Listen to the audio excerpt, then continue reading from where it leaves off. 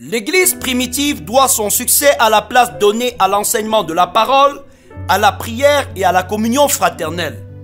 Nos églises ont absolument besoin de ces choses.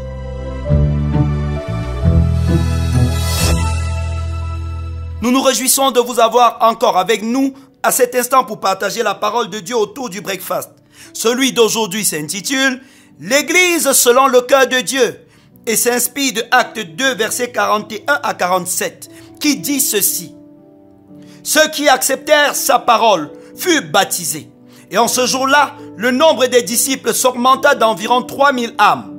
Ils persévéraient dans l'enseignement des apôtres, dans la communion fraternelle, dans la fraction du pain et dans les prières. La crainte s'emparait de chacun et il se faisait beaucoup de prodiges et de miracles par les apôtres. Tous ceux qui croyaient étaient dans le même lieu et ils avaient tout en commun. Ils vendaient leurs biens et leurs propriétés et ils en partageaient le produit entre tous selon le besoin de chacun. Ils étaient chaque jour, tous ensemble, assidus au temple. Ils rompaient le pain dans les maisons et prenaient leur nourriture avec joie et simplicité de cœur, louant Dieu et trouvant grâce auprès de tout le peuple. Et le Seigneur ajoutait chaque jour à l'église ceux qui étaient sauvés. Amen. Jésus, en annonçant qu'il bâtirait son église, avait une idée claire de comment elle serait organisée et de comment elle vivrait.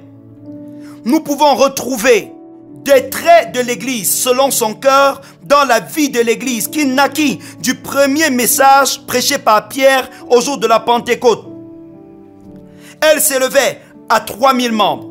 Pourtant, ce nombre ne l'empêcha pas de vivre et de croître de manière saine. Qu'avait-elle de si fort?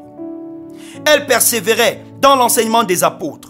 Les membres se retrouvaient régulièrement au temple et dans les maisons pour écouter les enseignements que les apôtres avaient reçus de Jésus. De nos jours, les églises ont abandonné la doctrine apostolique pour se nourrir des philosophies mondaines, des enseignements du développement personnel, des prophéties fabriquées, des blagues, de la comédie. L'obéissance à la parole de Dieu a disparu au profit du respect des liturgies et des règlements intérieurs. Comment expliquer que des supposés ouvriers d'église soient plus aptes à citer les éléments de la tradition de leur église que la Bible, fondement de la foi authentique? Quelle est la place qu'occupe la parole de Dieu dans votre assemblée? Quel temps consacrez-vous personnellement à la parole? Ensuite, la première église pratiquait la communion fraternelle. Il est écrit que les premiers disciples avaient tout en commun. Une compassion débordante se manifestait.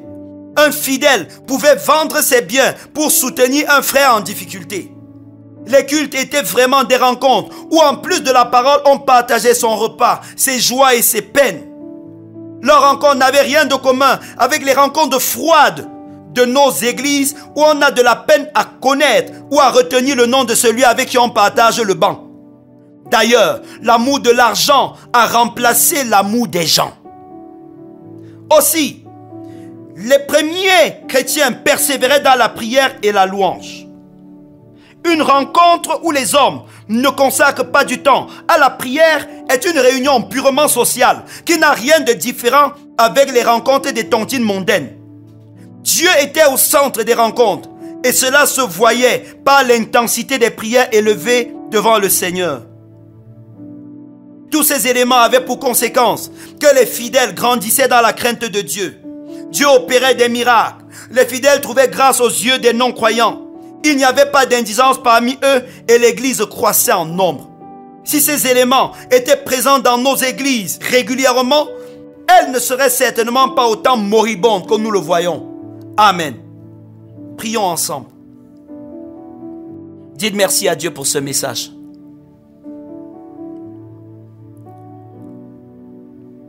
Demandez à Dieu de vous accorder personnellement d'être une personne qui prie et qui lit la Bible.